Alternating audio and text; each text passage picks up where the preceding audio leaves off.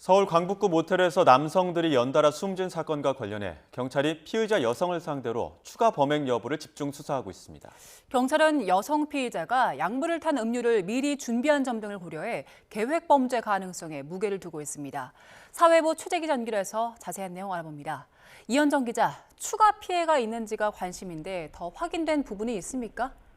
네, 경찰은 모텔 연쇄 사망 사건의 피의자 20대 여성 A씨가 추가 범행을 했는지에 집중해 수사를 이어가고 있습니다. 현재까지 사망한 남성 2명과 의식 불명 후 깨어난 남성 1명 등 3명 외에 추가 피해자는 확인되지 않은 것으로 파악됐습니다. A씨는 지난 9일과 지난달 말 서울 강북구에 있는 모텔에서 20대 남성들에게 각각 약물이 든 음료를 마시게 했고 2명 모두 몸이 굳은 채 숨졌습니다. 또 지난해 12월에도 경기 남양주시의 한 카페 앞 주차장에서 다른 남성에게도 음료를 건넸고 이 남성은 한때 의식을 잃었던 것으로 조사됐습니다.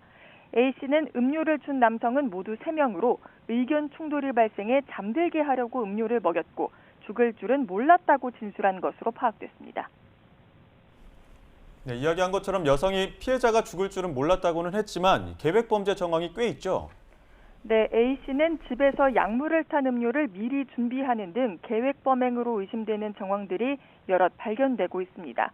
경찰은 또 A씨가 피해 남성이 회복한 첫 번째 범행 뒤 나머지 남성들에게는 2배 이상의 약물이 든 음료를 건넸다는 점도 주목하고 있습니다.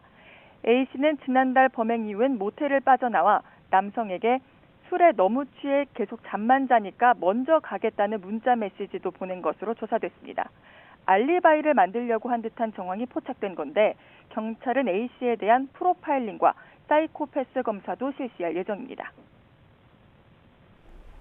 네, 이 여성 집에서 발견된 약물은 정확히 어떤 겁니까? 네, 경찰은 지난 10일 A씨 자택 압수수색에서 벤조디아제핀계로 의심되는 약물과 약물을 섞었던 숙취 해소제 빈병 등을 확보했습니다. 국과수 역시 숨진 피해자들에게서 수면제와 유사한 성분인 벤조디아제핀계 약물이 검출됐다는 구두 소견을 경찰에 전달한 것으로 파악됐습니다. 벤조디아제핀은 불면증과 불안장애 등에 쓰이는 의약품으로 알코올과 함께 과다 복용할 경우 마비나 호흡곤란 같은 치명적인 증상을 일으킬 수 있습니다. 숨진 남성들은 모두 술을 마신 상태였고 A씨는 정신질환이 있어 정신과에서 이 약물을 처방받아 복용해왔던 것으로 파악됐습니다. 경찰은 추가 피해 여부와 함께 A씨의 구체적인 동기를 조사하며 혐의를 상해치사에서 살인으로 변경하는 것도 검토할 방침입니다. 지금까지 사회부에서 YTN 이현정입니다.